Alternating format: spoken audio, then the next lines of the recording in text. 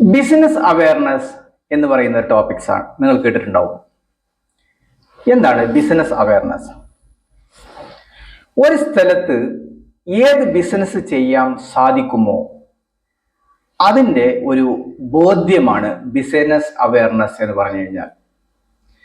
അപ്പോൾ ഒരു സ്ഥലത്ത് ആവശ്യമായ കാര്യങ്ങളുണ്ടാവും, അത്യാവശ്യമായ കാര്യങ്ങളുണ്ടാവും, അനാവശ്യമായ കാര്യങ്ങളുണ്ടാവും. അവിടെ ജീവിക്കുന്ന ആളുകളുടെ ആവശ്യമായ കാര്യങ്ങൾ, അത്യാവശ്യമായ കാര്യങ്ങൾ, അനാവശ്യമായ കാര്യങ്ങൾ, ഇവിടെ നമ്മൾ ഫോക്കസ് ചെയ്യേണ്ടത് അത്യാവശ്യമായ കാര്യങ്ങളാണ്. ഈ അത്യാവശ്യമായ കാര്യങ്ങൾക്കുള്ള ഒരു പരിഹാരമായിരിക്കണം നമ്മുടെ ബിസിനസ് ഐഡിയ. ആ business idea it should be A profitable one, it should be A scalable one, it should be suitable that area. അപ്പോൾ അത് അത്യാവശ്യമായിരിക്കണം. അങ്ങനെ ആയിരിക്കണം നമ്മൾ ബിസിനസ് അവയർനെസ് ഉണ്ടാവാൻ. അപ്പൊ നമുക്കൊരു ഐഡിയ ഉണ്ടെങ്കിൽ ആ ഏരിയയിൽ ഒരു ബിസിനസ് തുടങ്ങാൻ ഞാൻ 4 കാര്യങ്ങളാണ് നമ്മൾ ശ്രദ്ധിക്കേണ്ടത്. നമ്പർ 1, നമുക്ക് പേഴ്സണലി കടം പാടില്ല. അത് വ്യക്തികടമായിക്കോട്ടെ, ബാങ്ക് ആയിക്കോട്ടെ, സ്ഥാപനമായിക്കോട്ടെ, പേഴ്സണലി കടം പാടില്ല. രണ്ടാമത്തത്, ഒരു ഐഡിയയിലും നമ്മൾ അറ്റാച്ച് ചെയ്യാൻ പാടില്ല. അതിലാണ് മുഴുകി നമ്മൾ അതിൽ നിന്ന് വിടില്ല എന്നുള്ള വാശി പാടില്ല.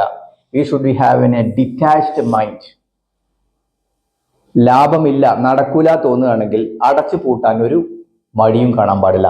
രണ്ടാമത്തത്, തെറ്റ് തോന്നുന്നുണ്ടോ എങ്കിൽ നമ്മൾ ചെയ്ത ബിസിനസ് ഐഡിയ തെറ്റാണെന്ന് നമുക്ക് ബോധ്യപ്പെടുന്നുണ്ടെങ്കിൽ ഉടനെ സ്റ്റോപ്പ്, നിർത്തുക. അതുകൊണ്ടാണ് നമ്മൾ quick learning and fast implementing എന്ന് ഞാൻ കഴിഞ്ഞ വീഡിയോയിൽ പറഞ്ഞത്.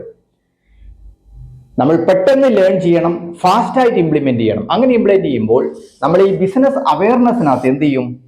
നമുക്ക് തെറ്റുകൾ സംഭവിക്കാനുള്ള സാധ്യത കുറയും. ഇനി തെറ്റുകൾ സംഭവിച്ചാൽ തന്നെ അത് പുതിയ ഐഡിയാസ് കണ്ടെത്തി മാറാനുള്ള സമയം കിട്ടും. ഇവിടെ നമ്മൾ ശ്രദ്ധിക്കേണ്ടത് ഈ അത്യാവശ്യം, അനാവശ്യം, ആവശ്യം ഇത് മാറിക്കൊണ്ടിരിക്കും.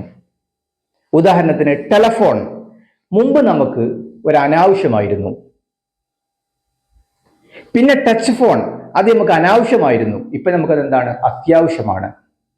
അപ്പൊ ഈ അത്യാവശ്യം എന്നുള്ള കാര്യങ്ങളും അനാവശ്യമുള്ള കാര്യങ്ങളും ഇത് മാറിക്കൊണ്ടിരിക്കുന്ന ഒരു ഫിനോമിനാണ്.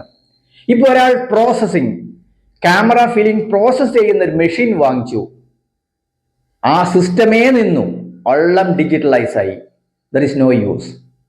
അപ്പോൾ അത് നമുക്ക് ആവർത്തിക്കരുത്. അപ്പൊ ഇന്നത്തെ അത്യാവശ്യം നാളത്തെ അനാവശ്യമാവാം. ഇന്നത്തെ അത്യാവശ്യം നാളത്തെ അനാവശ്യമാവാം. കഴിഞ്ഞ ജനറേഷനിൽ അത്യാവശ്യം ഉണ്ടായിരുന്ന ക്യാമറ ഇന്ന് ഡിജിറ്റൽ യുഗത്തിലൂടെ വന്നതോടുകൂടെ അത് അനാവശ്യമായി മാറി. ഇന്ന് നമ്മൾ മൊബൈൽ ഫോൺ, ടച്ച് ഫോൺ നമ്മൾ അത്യാവശ്യമായിട്ട് ഉപയോഗിക്കുന്നുണ്ടെങ്കിൽ നെക്സ്റ്റ് ജനറേഷൻ ഇത് അത്യാവശ്യമല്ല, ചിലപ്പോൾ അനാവശ്യമാവാം. കൂടുതൽ വീഡിയോക്ക് സന്ദർശിക്കുക aliarimbrasidentalclinic.com. Thank you.